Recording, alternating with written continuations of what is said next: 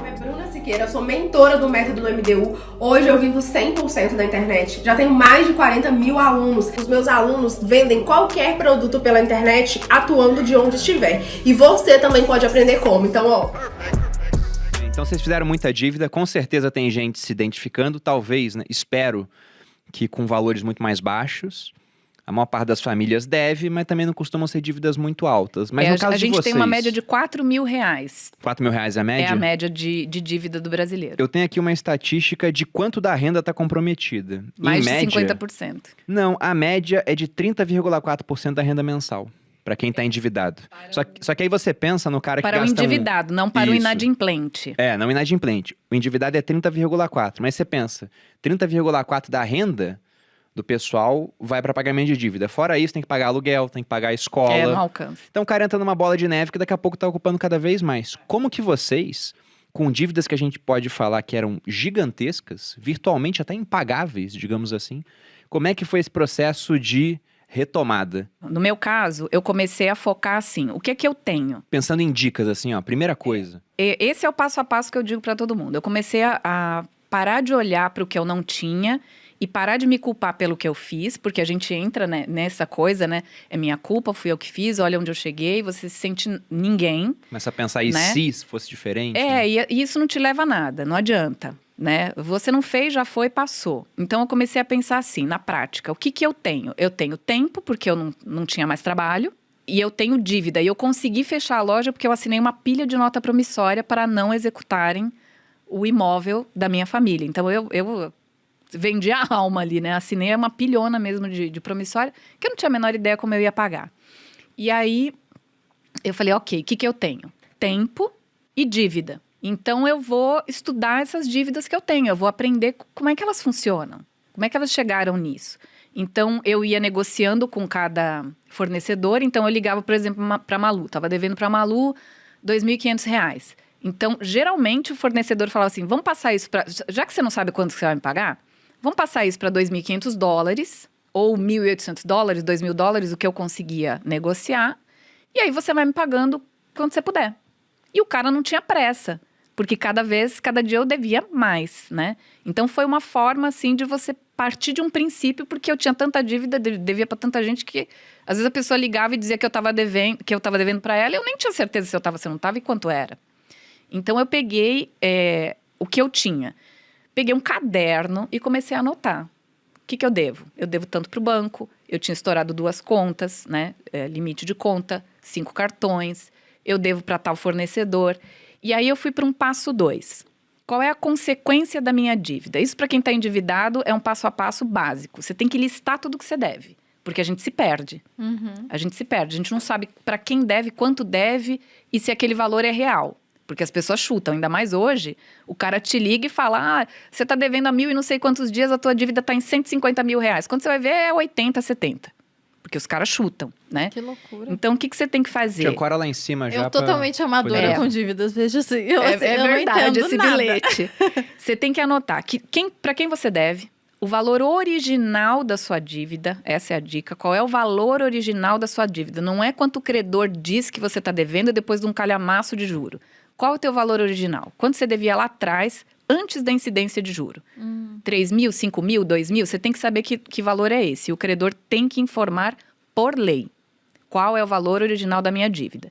Segundo, qual é a memória de cálculo dessa dívida? O que é isso? Como essa dívida chegou ao valor que você disse que chegou? Então, se o seu valor original é 3 mil e o cara diz que você deve 18, como ele chegou? Qual é o cálculo que ele fez para chegar de 3 a 18? Você vai descobrir aí que você não deve 18. Que você deve muito menos. Então, você já começou a melhorar a tua situação. Outra coisa, negociar para chegar o mais perto possível do valor original da tua dívida. Isso eu aprendi numa época que não tinha internet, que não tinha nada disso. Então, eu fui pensando, como é que eu vou fazer isso, né? E eu dizia para a pessoa, olha, eu te devo 3, você está falando que eu devo 20. Eu tenho 2,5. Você quer? Você já era crédito podre, entre aspas, né? Era inadimplente. Era. O cara às vezes nem espera receber, ele dá um E o baita que no o pessoal me desconto. dizia? O pessoal falava assim, Patrícia, todo mundo quebra aqui no braço. E ninguém paga ninguém. Quando você quebra, você vai embora. Você não paga ninguém, você some e recomeça a tua vida em qualquer lugar. Eu dizia... Foi aí que você mudou de nome, porque anteriormente era Daniela, né? E mudou pra Carolina. Pois é. Eu dizia, não, eu sou a exceção, eu vou pagar. O pessoal dizia, imagina, a chinesada vai tudo embora. Eu dizia, eu não sou chinês, né, para começar, e eu vou pagar, eu vou ser a exceção, eu vou pagar todo mundo. E o pessoal ria, até os meus credores riam. Imagina que você vai pagar nada. Eu dizia, eu vou pagar. Então, eu comecei a trabalhar com o que eu podia, fazia tradução, fazia revisão de texto, qualquer coisa que aparecia, eu fazia. Pegava um pouquinho de mercadoria que tinha sobrado, saía com uma sacolada, assim, para vender. E nessa época eu fiquei muito doente, porque eu foquei tanto em pagar dívida que, assim, eu não reservava nada para minha própria subsistência. Então, a minha geladeira era água, não tinha nada. Nada, absolutamente nada. Hoje eu tenho 48 quilos. Eu pesei 37. 37 que a Patrícia é bem 37. baixinha. Eu tenho 1,55 m. Mas mesmo assim é nada. Era uma caveira. Então as pessoas inventavam que eu tava doente, que eu tinha a Patrícia pegou AIDS, a Patrícia tá usando muita droga, por isso que ela quebrou. Porque traficante tá atrás dela. Você falou porque eu paguei vendendo drogas, as pessoas diziam, né? Ela tinha... Imagina, um dia eu tinha um Audi, naquela época era um carro muito caro, né? Em 2001. Eu tinha um Audi... Importado, né? Era importado, 0 quilômetro, né? O Ayrton Senna trazia para o Brasil, né? O grupo Ayrton Senna. Num dia eu tinha um Audi 0 quilômetro, lá que estava com seus 8 mil quilômetros, no outro dia eu não tinha dinheiro para pagar o ônibus para voltar para casa. Então, foi assim, uma perda muito grande. E as pessoas diziam, não, ela tinha aquele carrão porque ela vendia dorgas e não sei o quê. E agora ela tá, né, virou essa caveira porque ela usa crack. Usou todo o estoque. E assim, eu tinha fome, na verdade, né? Porque eu não comia mesmo. Eu não conseguia dormir. Foi muito complicado. Mas eu fui negociando, fui pagando com o que eu tinha. O que eu tinha em casa eu oferecia. Eu me lembro que eu tinha uma esteira elétrica, sabe? Que aquelas que viram assim... suporte para qualquer coisa que você não usa. Então, eu negociava, eu dizia assim, olha, eu te devo R$1.000, eu tenho uma esteira aqui, eu paguei R$700, tá novinho, não sei o que, o cara aceitava. Então, só que você tem que vir buscar porque eu não tenho como entregar. Então, era assim que eu ia negociando. Em quanto tempo você pagou as dívidas? 11 meses e 20 dias. A custo de 12 quilos. A custo de 12 quilos. Assim, saúde. Eu dizia, eu não vou fazer outra coisa na minha vida... que não seja pagar uma dívida por dia ou negociar uma dívida a cada dia.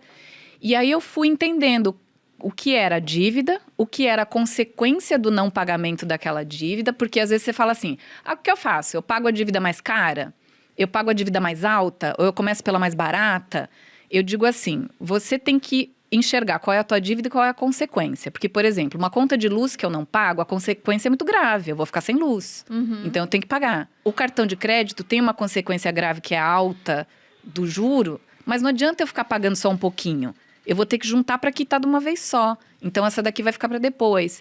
E aí, eu ia analisando dessa forma as dívidas. Eu fui entendendo como é que as coisas funcionavam. Eu fui negociando, eu entendi que a dívida era um produto que eu tinha. Eu perdi a vergonha, porque você fica muito envergonhado, né? Então, eu perdi a vergonha. Eu digo, gente, a minha dívida é um produto, ela tem um valor. Então, eu vou negociar esse valor. É a mesma coisa se eu for comprar uma geladeira. Quanto é essa geladeira? 5 mil? Tá, eu tenho 4,5, e aí? À vista. Então, eu fui entendendo isso. A minha dívida é um produto, eu vou negociar esse produto. E aí eu foquei, eu coloquei para mim, em 1 ano eu vou pagar. Porque eu levei menos de 1 ano para me afundar, eu vou ainda me dar 1 ano para eu me levantar. E conseguiu. E foi 11 meses e 20 dias que eu paguei a última dívida. Eu queria comprar aquele rojão de 13 tiros, sabe? Mas não tinha dinheiro. Mas foi muito legal, assim, foi uma experiência muito boa, né? Depois que acabou, né? Depois que acaba, você vê quanto você aprendeu, né?